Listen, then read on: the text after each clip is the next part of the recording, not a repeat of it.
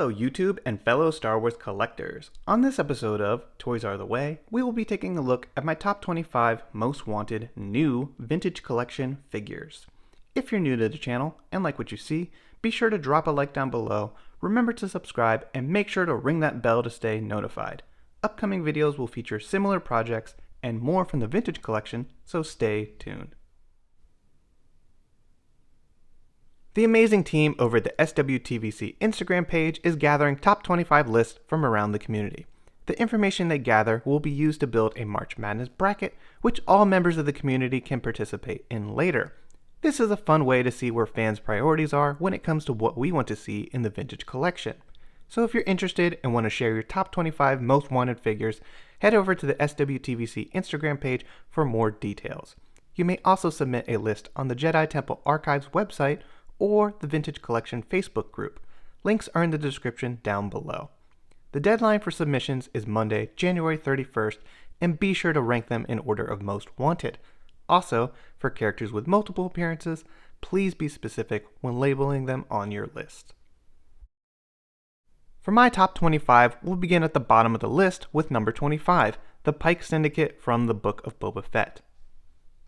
I was excited to see these characters make their debut in the series, and I think they generally look very cool. Also, the tooling from this figure could possibly be used to get us a solo release down the road. Moving on, at number 24, we have Black Chrysanthemum, also from the Book of Boba Fett. This character's debut was very exciting. This is an intimidating looking Wookiee, and I think he would look great with the rest of our scum and villainy. Next, at number 23, we have Palpatine, Sith Eternal from the Rise of Skywalker. This movie has had limited releases in the vintage collection, and at minimum, we need the main villain. And it would be nice to have this figure to put alongside all of the Sith troopers that some of us may have. Moving on with number 22, we have Velkin Taziri. A deep-cut character from the Return of the Jedi, this figure would be essential to completing one out of the two skiffs that we have. And I'll gladly take as many of Jabba's henchmen as I can get. And for number 21, we have Squidhead, also known as Tessic from Return of the Jedi. A classic alien from Jabba's palace, this character is desperately in need of an update, and is essential to finishing the original 96. I also think some of the tooling from this figure could help us get some Quarren characters from The Mandalorian. Moving up my list, at number 20 we have Dryden Voss from Solo. We don't have many figures from this movie, so getting this main villain into the line would be essential to recreating many of those scenes from the movie. Moving on, at number 19 we have Kira with her Kessel Run look from Solo. Kira was one of my favorite characters from the movie, and it would be amazing to have a super articulated version of this character, along with some really nice soft goods to bring that red cape to life. Moving on, at number 18, we have Baze Malbus from Rogue One. An essential character to finishing off the Rogue One crew, Baze Malbus is a must-have. His heavy blaster and armor would make an outstanding figure, and I would love to put him in some Scarif battle scenes. Continuing with a Rogue One focus, we have number 17, Bodie Rook. This Imperial cargo pilot is one of the last characters we need to finish off the crew. His performance in the movie was exceptional, and I think this figure could also be used to make some custom cargo pilots in the future. And at number 16, we have Cal Kestis from the Jedi Fallen Order game. We've gotten some amazing troopers recently in the Gaming Greats line, and there's no hero for them to fight. So getting this character into the line is an absolute must. And if we get the hero from the game, we will most certainly need the main villain. Coming in at number 15, we have Second Sister from Jedi Fallen Order. I love this character's design, and we will definitely need somebody to lead those Purge troopers on their hunt for rogue Jedi. Continuing with a focus on Inquisitors, we have number 14, the Grand Inquisitor himself from the Rebels series. I'm a big fan of the Rebels animated series, and seeing the Grand Inquisitor in action were definitely some highlights of the show for me. Moving on, at number 13 we have Admiral Pitt from Return of the Jedi. This Imperial officer was not only in Return of the Jedi, but also The Empire Strikes Back, and is definitely a fan favorite. It is absolutely time to get a new Imperial officer mold into the vintage collection. With a continuing theme of Imperials, we have number 12, the client from the Mandalorian. Recently announced for the Black Series, I've been wanting this figure for quite some time now. This character is essential to completing our Mandalorian displays and would go well in the upcoming Navarro Cantina playset. And coming in at number 11, one of my personal favorite Imperials, Grand Admiral Thrawn. This character has not seen an update since the Legacy Collection comic pack and would be a welcome addition to any Imperial collection. Recent Vintage Collection releases have mainly focused on the Clone Wars series, but there are other animated shows that I definitely want figures from. So coming in at number 10, we have Ezra Bridger from Rebels with his Season 4 look. I really enjoyed Ezra's character development in the show, and not only hope to see him in live action one day, but as a figure in my collection as well.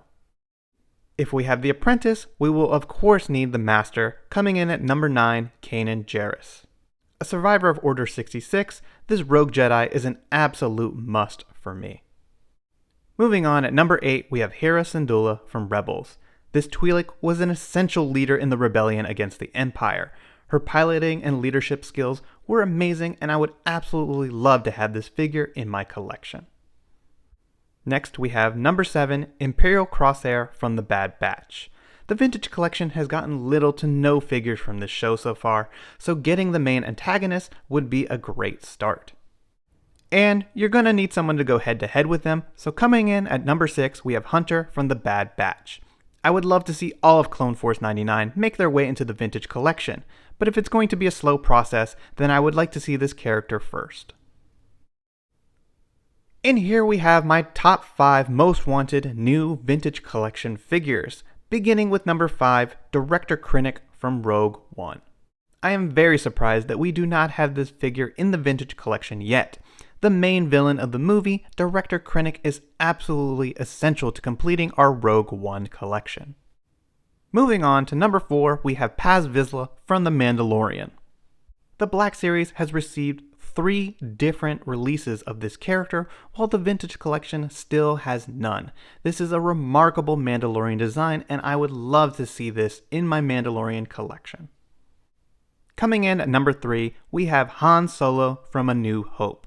This character has not been updated in quite some time, and I would love to see a nice, proper Harrison Ford Han Solo figure in the Vintage Collection.